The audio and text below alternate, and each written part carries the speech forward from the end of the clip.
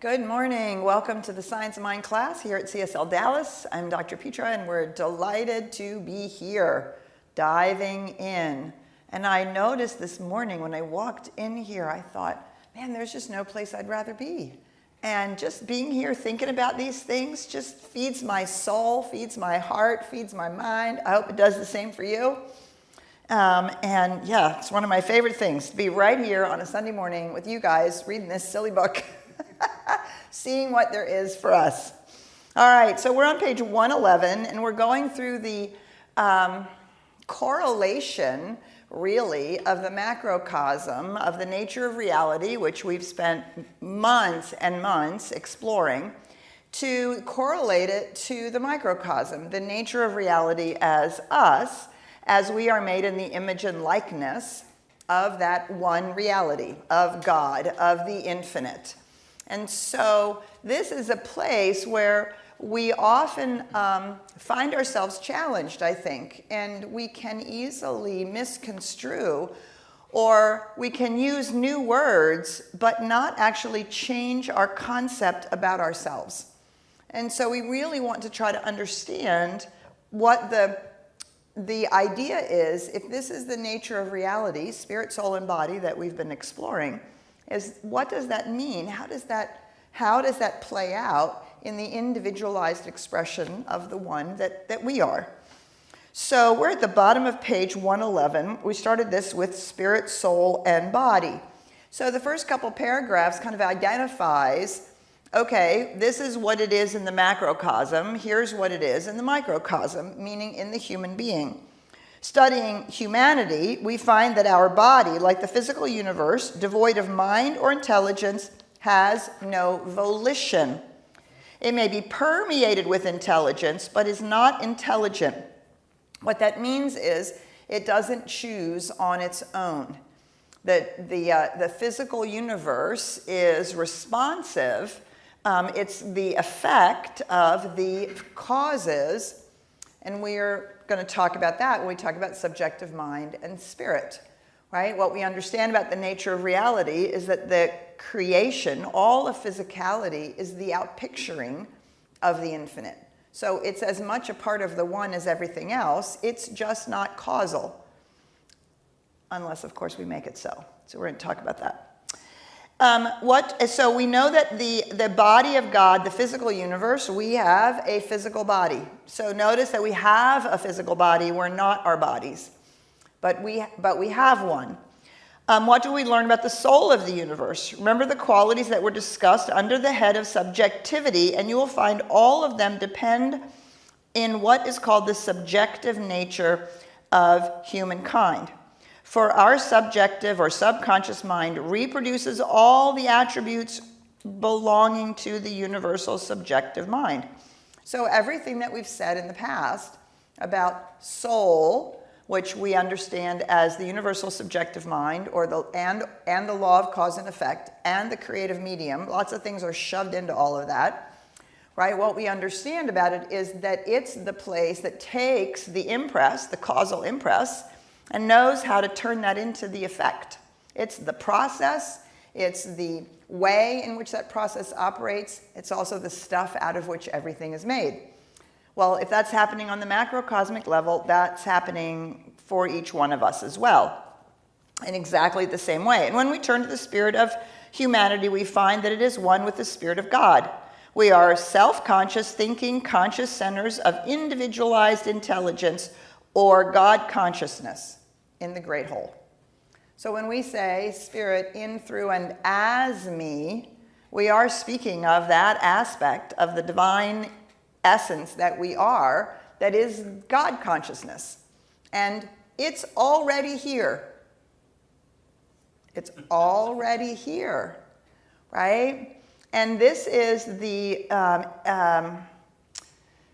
this is the gap that we have to bridge in our own minds. There's no gap to bridge in the nature of reality.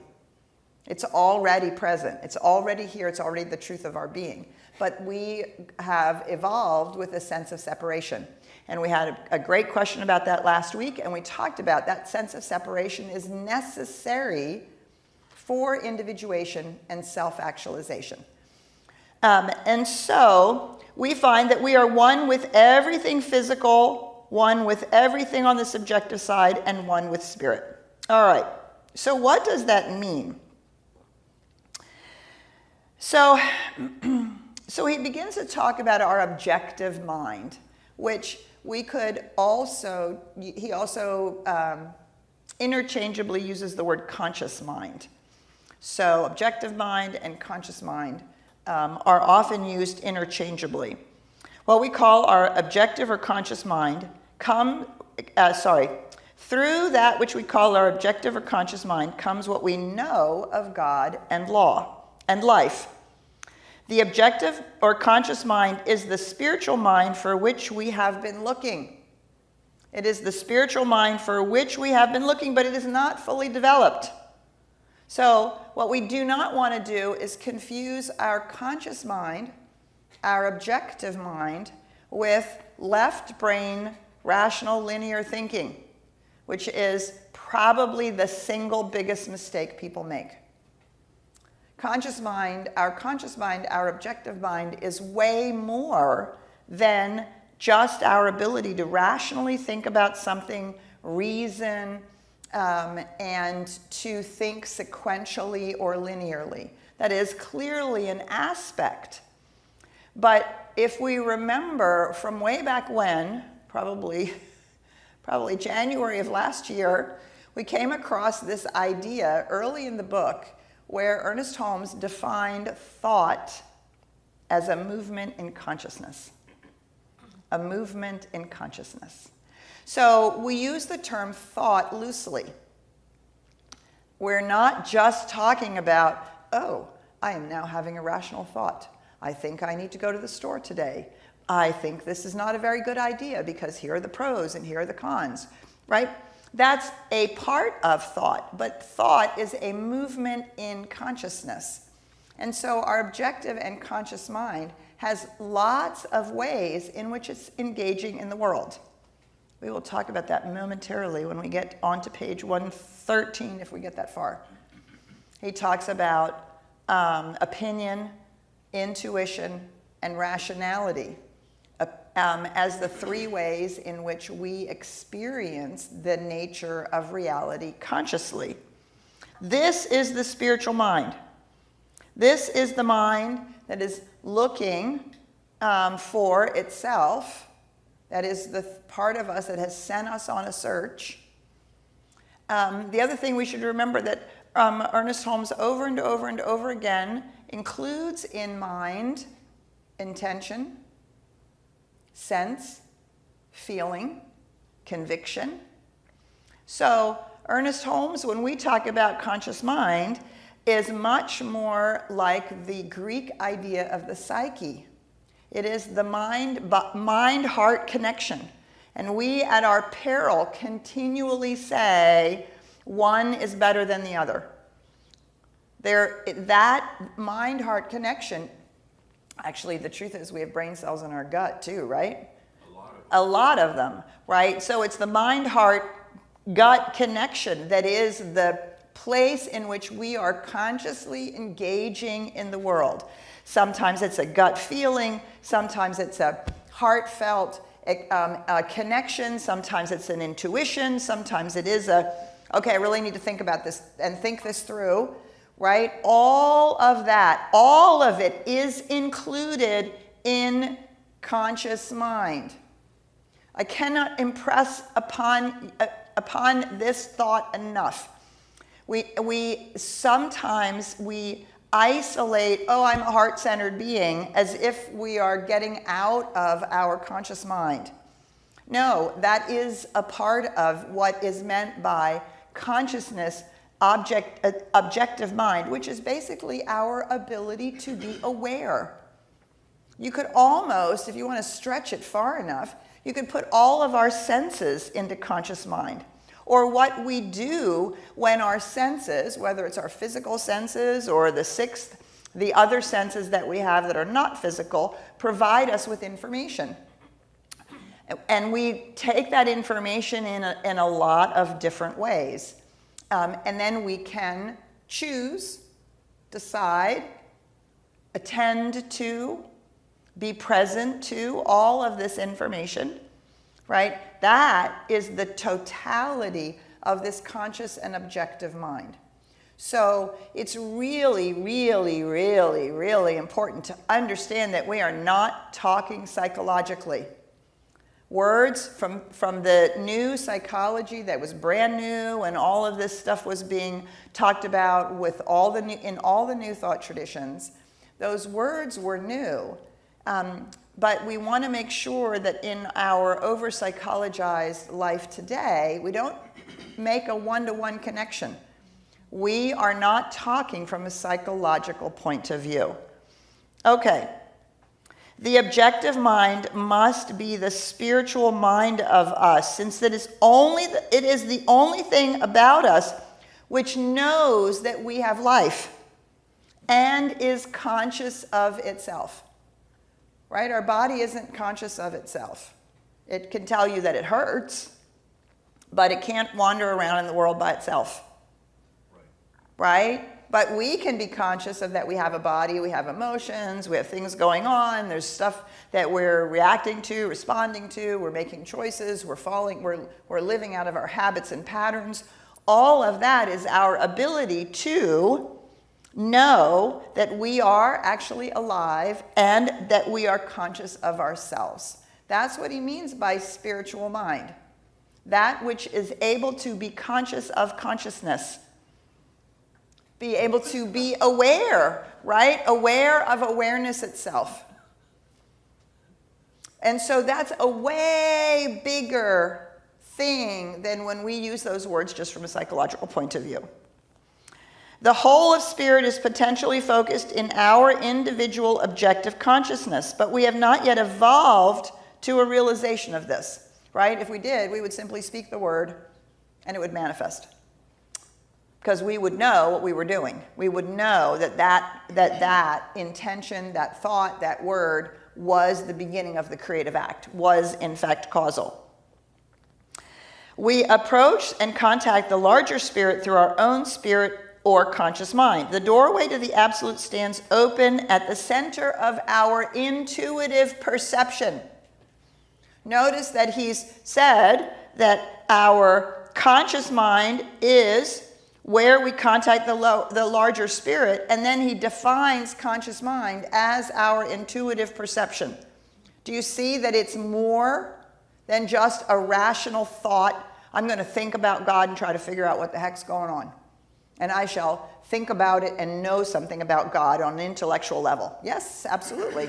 But the contact, conscious contact, is also something that we can do consciously. That's why we meditate. That's why we walk in the woods.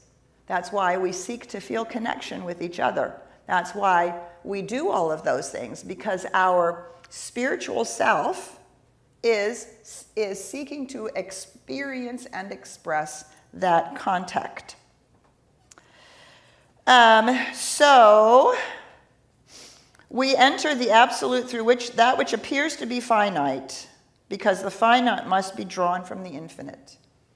We enter into this contact with this larger spirit through our own finite experience or expression.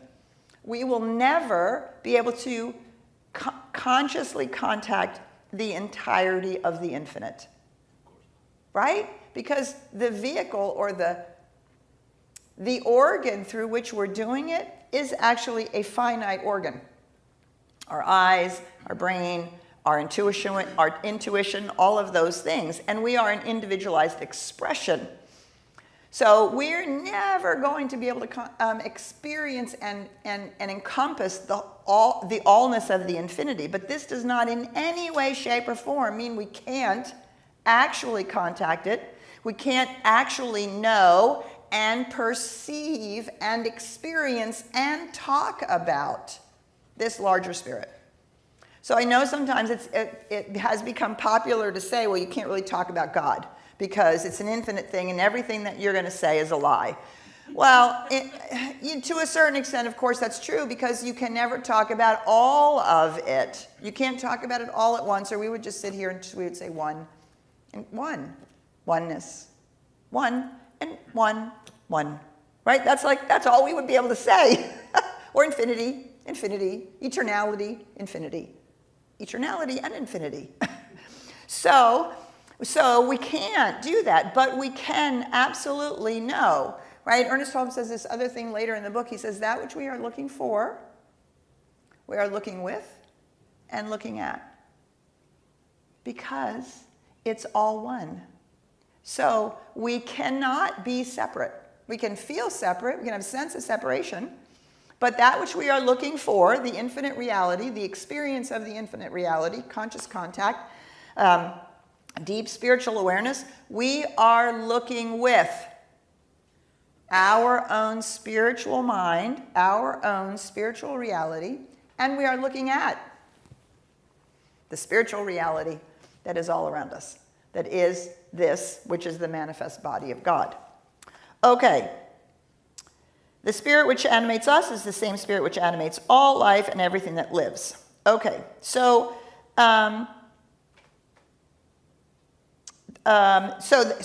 this is all about the spirit, right? Our conscious mind. So when in the top of the next page it says the spirit of humanity or the spirit of an individual is equipped with decision, will, choice, volition, intellect, and purpose, that spirit of an individual is the totality of our conscious or objective. And of course, again, we use the term mind, which has a lot of psychological information attached to it. And as I said before, if I were rewriting this book, I would call it the science of consciousness, right? The spirit, that conscious, objective consciousness that we are, that part of us that is aware of being aware, that can wake up to itself, that can examine laws and see how all of this works, it is equipped with decision, will, choice, volition, intellect, and purpose. It is the microcosm within the macrocosm, therefore is called the image of God, right? Made in the image and likeness. Of course, we still have the idea of sonship, son and daughtership. Even that's a binary outpicturing of it, right? We are just the offspring, the individualized expressions of the whole. Emmanuel, the Christ, the Logos, which means the Word, all of that is the truth of our being. And it is different than the subjective mind in function, form, and how it operates, and it is different than the physical reality, created, the creation, that which is tangible and physical, starting from quarks and photons all the way up to black holes and everything in between, dark matter, light, whatever it all is. So let's stop there, because we're going to go on then to subjectivity and yeah, this is such a great chapter. So you can see that what's happening here is a wrestling with, who do we think we are? How does this really work? And then how does it relate to our biology, which we are going to get to when we talk to the creation, the body of God, which is then the body that we have.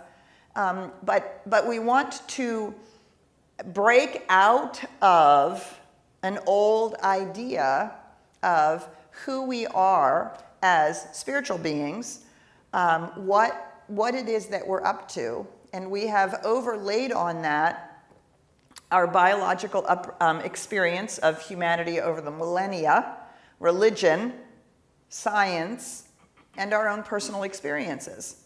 So we have to clear all of that away and ask ourselves, what does it mean to be made in the image and likeness of the One? So this moment we're exploring that spiritual nature. All right, so Ryan, we're going to stop there and we're going to say good morning to you and everybody out online.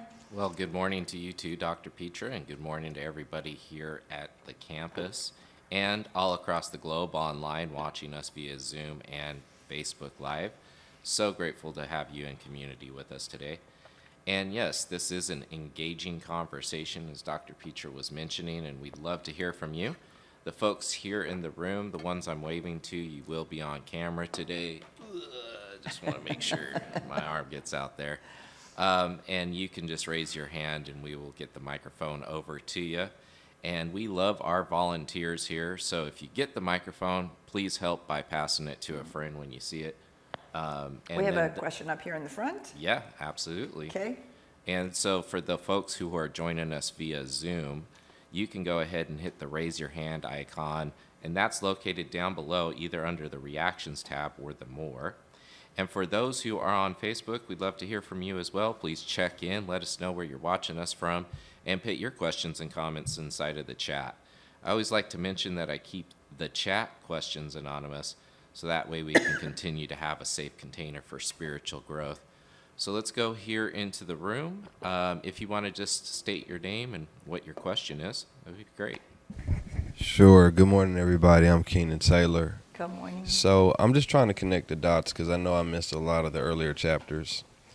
I'm trying to connect the dots in my mind between the microcosmic and macrocosmic perspectives, right?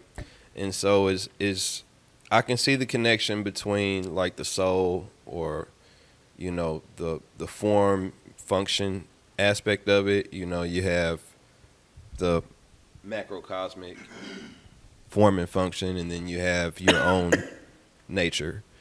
I can see the perspective of body, right? So you have the macrocosmic, everything, right? And then we have our microcosmic, us. But I can't necessarily picture the spirit at the macro. You know, like to me, you know, my own spirit, I'm very in tune with it. So I'm aware of my own spirit. I'm aware of my own drive and how that presents itself. But I don't see the connection as the connection of macro, like how the macro presents spirit, isn't as clear as the other two. You know, the connection of body and what you call subjective, right?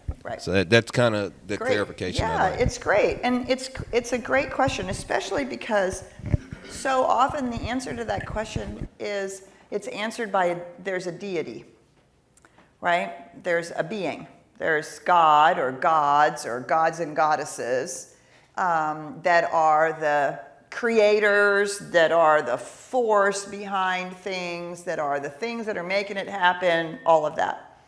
And so when we don't have a deity, it is hard to imagine, well, then what the heck is spirit?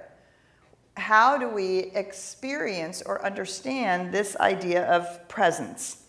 Right? Because we think of the universal subjectivity, the soul, the law, we think of that as the power of the universe, the intelligence to make creation happen.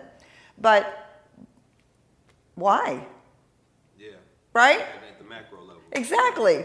Why? So who can? I mean, why are we even here? Why is creation even here? So again, we are going to, if we take any purely physical analogy, it will break down. It will not let, you know, we push it too hard. It won't cover every intangible eventuality.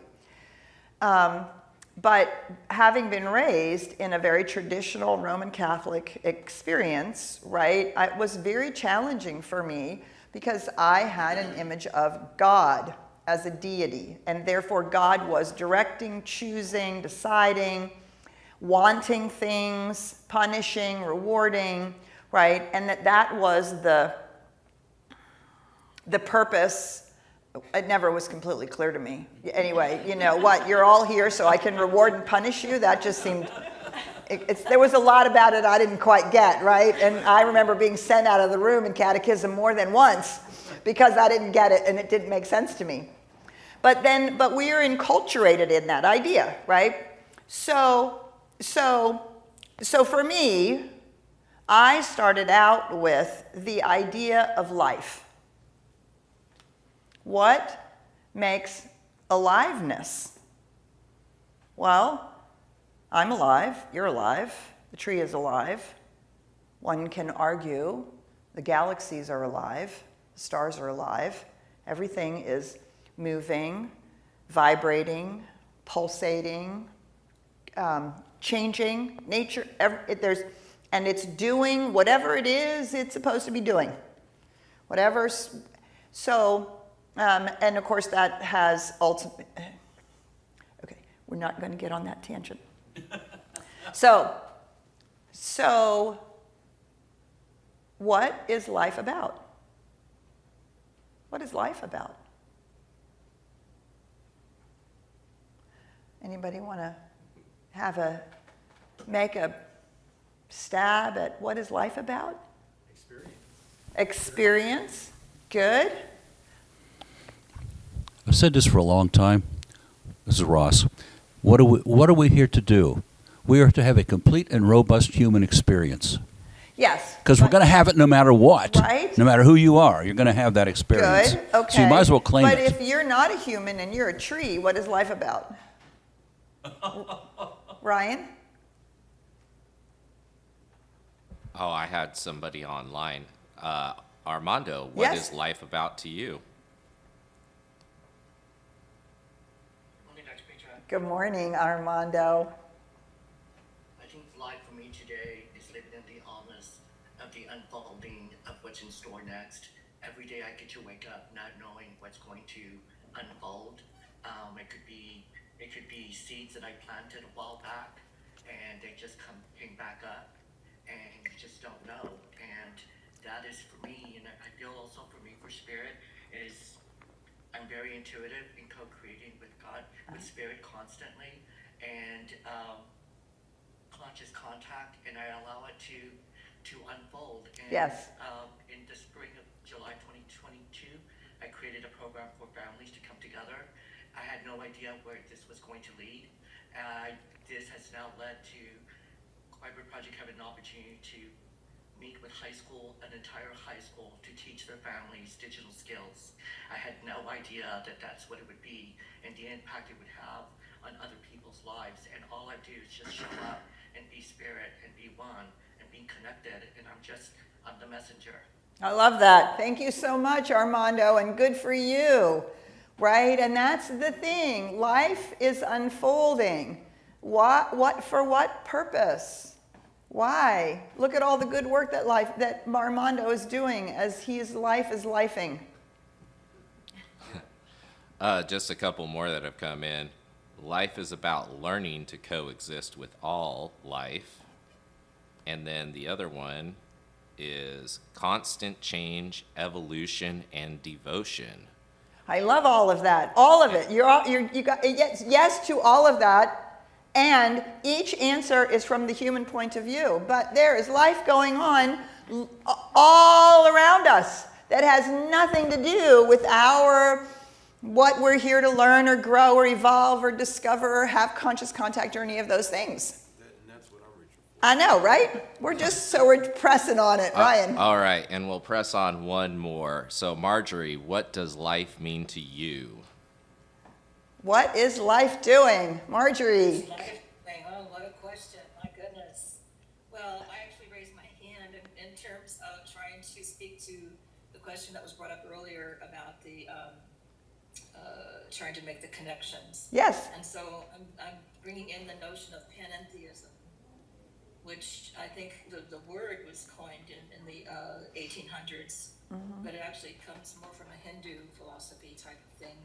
But from my understanding of it is that not only are we creations of spirit, but we are also spirit as us.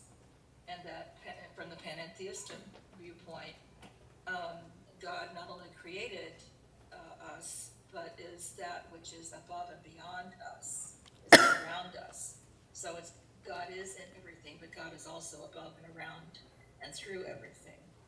Right. So I don't know if that Yes. is Excellent, right? It's because it's everywhere present, right? It's not just out there as a deity, nor is it just in here as our own self-referential experience of life. Exactly. Thank you, Marjorie. Panentheism. So for me, the answer is quite simple. Life, the purpose of life is to live. What does that mean? What does life do? Go ahead, Mary Grace. Hi, I'm Mary Grace. And, you've been saying that for a while and it's been sinking in, right? Life is to be living it. Like, what is your purpose of life? To live it. Right. And so I was kind of thinking about this the other day, and it just keeps sinking in a little bit more about that and our religious backgrounds. And, I was also raised Catholic, but I also didn't believe in this, like, you're born in sin kind of thing. And I realized when we have that as our framework, for me, my experience has been, and this is a recent realization, with that framework, life was more of a struggle. You're always trying to Yes. struggle to become something.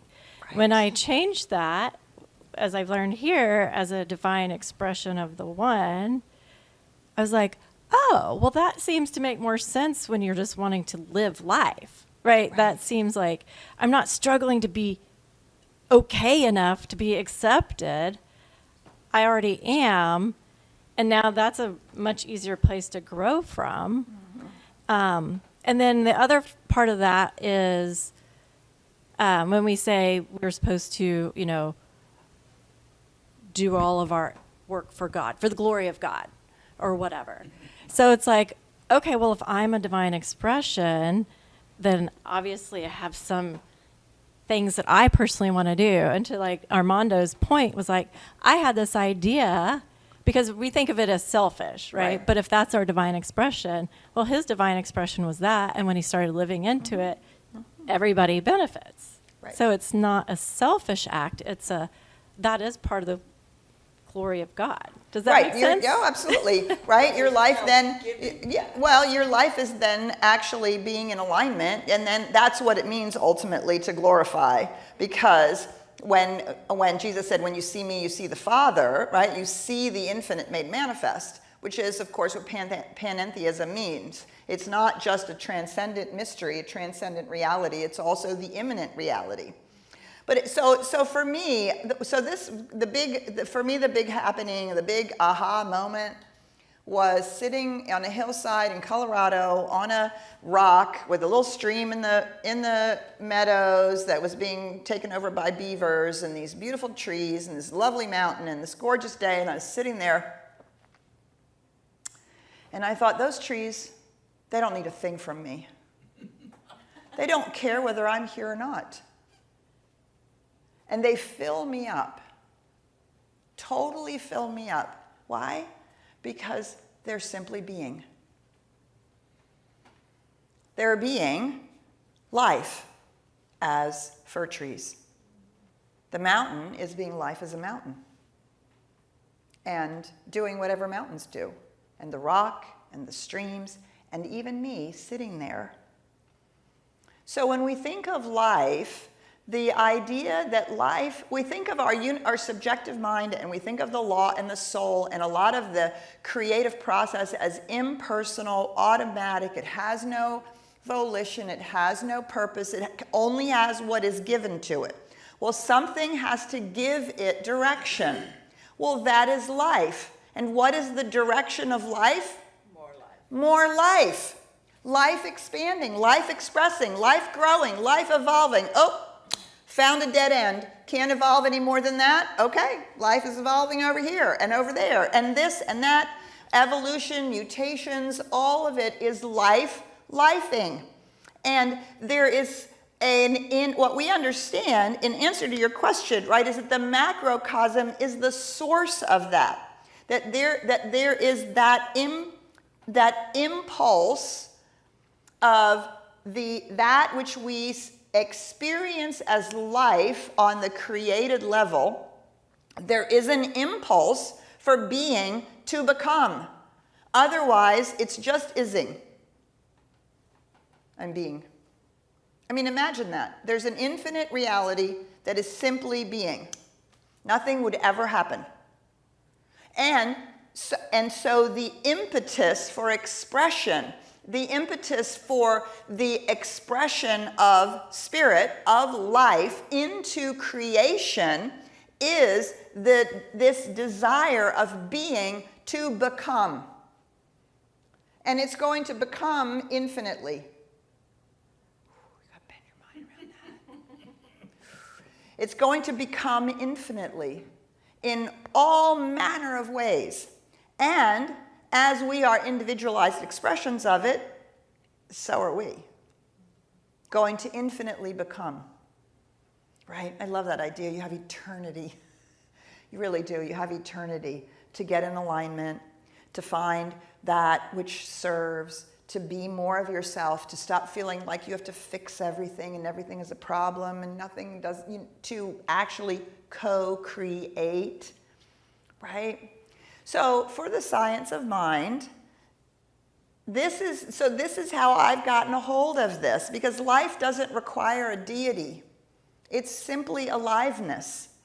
Now, if we push it too far, right, we know the absolute doesn't have an expression of aliveness until creation happens. But creation is always happening, forever happening. There was no beginning, there will be no end. Creation is required for the infinite to be wholly expressed. So the minute we recognize that there is the impulse of being to become, we must realize that creation is always and forever going on. So there is no beginning, there is no end. There are only beginning and endings of creative processes, of new creations, right? New creative acts. And so the point is not just to experience, but to express. This is the piece we miss.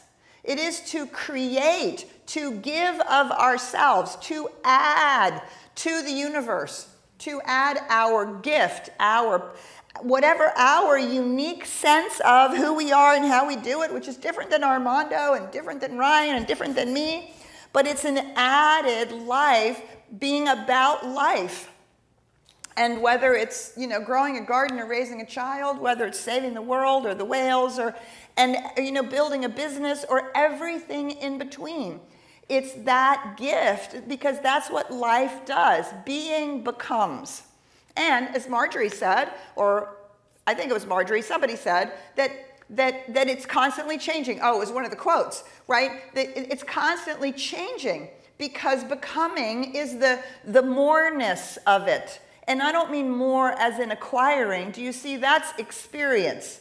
I want to get more. No. It's more life. It's life for more life. And of course, what do? We learn where more life is unexpressed, limited, confined, constrained, whether it's personally, whether it's culturally, systemically, whether it's everything in between, false beliefs, right? And so there is learning, but life is expressing so that it can become and express more life. Now, so I like to use that to me is very concrete.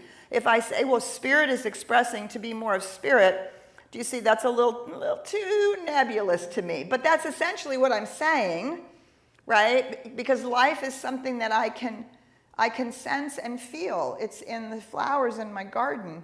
It's in my granddaughter. It's in you. It's in me. It's in, right? So I can see how it's showing up. And Thomas Troward quotes some poet whose name I can't remember now, and he says that life is so careful of the type, so careless with the individual. At the generic level of life, of creation, right? So the example, the example is the salmon who spawns in the river, lays 500,000 eggs. 500,000 eggs. 1,000 of those eggs are immediately eaten. They are food for frogs and other whatever. And then 400,000 eggs start drifting down the stream, and another 100,000 are eaten by other fish. They don't even get to hatch. Then you have 300,000 fingerlings. And the 300,000 fingerlings, they end up further down the stream and into the estuaries. And at that point, another 100,000 are eaten. and they're feeding the egrets and the herons and the eels and the whomever else is eating them. And then 200,000 get out to sea. 100,000 of them don't make the transition and are eaten on their way into the ocean by seals and birds and God knows what else, right? And 100,000 get out there and they grow and they're eaten by orcas and whatever else eats them. And fish are fished by human beings. 10 salmon make it back up the stream. Maybe 100 salmon make it back up to its original stream. 100 salmon make it up. They can smell the stream from which they were born. They make it up that stream. They have to go through the fish ladders. They have to go through all the human interference, right? So then 100 of them don't, then 10 make it up to the spawning area. By that time, the other 90 have either died from the road or they've died from, they are dying on their way in. So one of them actually manages to lay eggs that are fertilized for another 500,000 eggs for the species to survive. Life in its most generic form, right? Trees and plants and whatever else is happening all through the galaxies and everywhere else, it is utterly focused on lifing, becoming, growing. And as I said, it's sometimes, right, extinction happens, it's gone as far as it can, something really changes. Well, life doesn't stop, it just goes someplace else. We are, on the other hand, the place where life can now see that life is lifing. And we might say, wow, that's kind of a bummer to those 499,000 salmon eggs. Maybe we should rescue a few of them. Wouldn't it be great to have a little more life expressed? Maybe we don't care about salmon eggs. Maybe we care about each other. Maybe we care about the planet as a whole. Do you see? Because we are conscious of what's going on. That's our conscious and objective mind that can see, feel, intuitively perceive our oneness with life and go, oh, we're participating not only in 499,000 eggs dying, but in all 500,000 eggs dying, so that now that salmon didn't actually spawn. Uh-oh. We've interfered with that. We can do something about it because we can see the process, right? So I extrapolate, right? If we say from the Hermetic teachings, the ancient Hermetic teachings, as above, so below, right? It's the oldest teaching on the planet. If we extrapolate from that, we recognize that because there are spiritual laws, there are natural laws. But more importantly, what we've done in New Thought is we've said, oh, there are natural laws. There's a natural way in which the universe is operating. This must be a reflection of the as above. Do you see what I'm saying? So for me, I use these kinds of analogies to extrapolate from that. Oh, what if that's what's meant by love? The infinite has given itself into creation and everything that's needed for life to life. Everything is already present. The self-givingness of spirit, the being becoming creation to express in its fullness. But spirit doesn't say, oh, we're going to express in its fullness, but yeah, I'm not going to give you any joy, sorry. No, you don't get that much peace. I'm just going to give you 50% peace. Prosperity? Well, I don't know. Did you earn it? Right? I mean, it's silliness. It's silliness to think about it that way. When we can extrapolate from the so below as above. So these are the kinds of things that I use to help me break out of an old idea, an old image of how this all works and what is that, right? And then we have conscious contact. We can experience the presence because we can experience the life flowing as us. And that love that is unfettered, unlimited in every possible way is our life, is all life. So For me, that's how I begin to get a hold of what does it mean by the presence, this experience of spirit in the macrocosmic level. Did you have something else? Awesome. Yeah, that makes it very clear. What I take away from it is the macrocosmic intention or spirit is to be, to become. That's what I Yes. take away from it. It's very Yes. clear. Thank you for doing that. So I guess the follow-up is, can you explain like a macrocosmic expression of death? Because you would like, if our intention, if you really boil it down, is to become, like, you know, to become a mother, to become a boyfriend, a girlfriend, a husband, to become successful or whatever. If that's, and so that resonated for me on the macrocosmic. Okay, that makes sense. Okay, to become is reason enough. But we also experience death of our own consciousness. So, Well, we have to define what we mean by what happens at death. well, to be honest, I don't know what happens when the light goes off. You know, and that's totally fine. But Right. but I think on an individual and a societal level, we can agree that death happens. What it means, we probably don't agree on. Well, and we have to ask the question, what dies? What dies? And so that's, well, it's a thing. It is a noun. It is a thing, right? So what does that thing represent on a macrocosmic level? Well, if we think if life is always for life, right, and we're individualized beings, that means that we have the same attributes as that infinite life, which means that we are by definition immortal and eternal. So we would never say consciousness ends at death. We would say consciousness, it takes a new form. Right? And so what dies is the physicality of our bodies. And, you know, I'll just be honest, I'm not one of those people who's looking for physical immortality, okay? I think there are so many other experiences to have in the universe. I want to feel like what it feels like to evolve enough to be a being of light, right? And God knows how many iterations of more substantial matter I might have to go through before I can really sense that I could express life without requiring this kind of physicality. If we are the divine made manifest, we are that infinite life expressing itself individually. That can never stop. That can never end. Or we would be saying it's infinity minus one. We are not Buddhists. We do not believe that we then melt back into nirvana, into the oneness, and cease to exist as self-referential, individualized expressions. That's what Science of Mind believes. You're welcome to believe whatever you choose to believe about that, because nobody has passed the veil and brought us a video.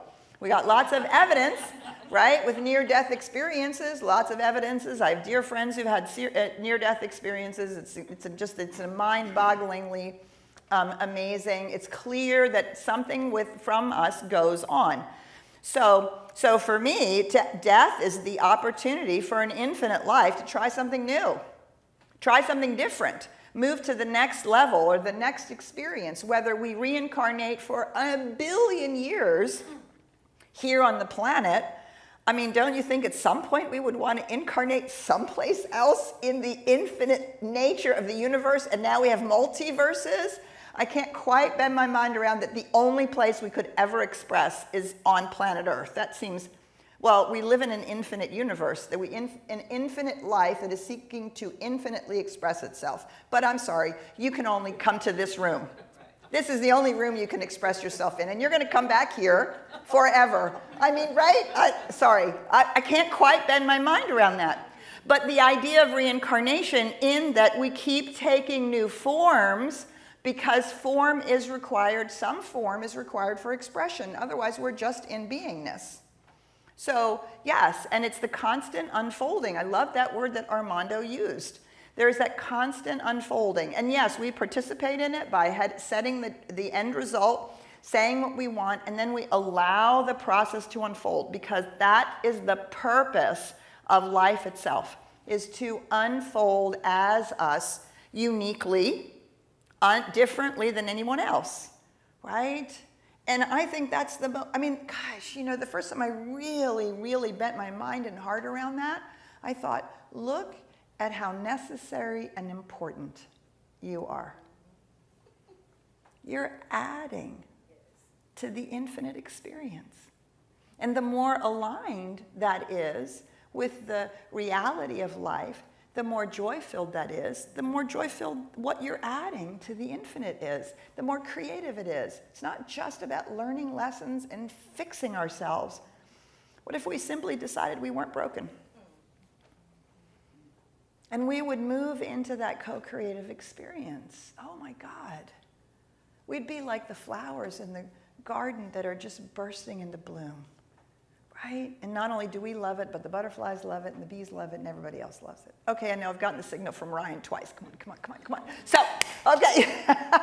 So here we go. Thank you so much. I do have a workshop this afternoon, Science and Spirituality. It's a fun way to think about all these things differently. It does say it's from 1 to 5. I don't think it's going to be till 5. It's probably going to be till about 3:30. So please do sign up. It's in person and online. I really want you to be there. We're going to be doing an overview, which is the other reason why it's not going to be all the way till 5, because there's too much to cover and we can't go as deep, but it will give you some really interesting scientific way of looking at all of this stuff that is absolutely fascinating. The science is slowly but surely making it to where spiritual and mystics people have been standing for a long time. So join me for that. Lots of other great things going on. Ryan's going to tell us about something, I'm sure. Yeah, just on that. So admittedly, last week when we said it was going to be online, at the time it wasn't. It said in person only. So if you had registered by then, we have updated it. So it does give you a confirmation message now with the link to the Zoom meeting that we'll be having. And we'll also be sending out an additional email. That way we can make sure that anybody else who had registered prior is caught up. So that will go out about 30 minutes before 1 o'clock Central Standard Time. 1 o'clock Central Standard Time, 3 till 3 or 3:30. Please do join me. It's one of my favorite topics. We're going to look at a lot of cool little videos. Some of them will just blow your mind. All right. We'll look forward to seeing you next week. Bye for now.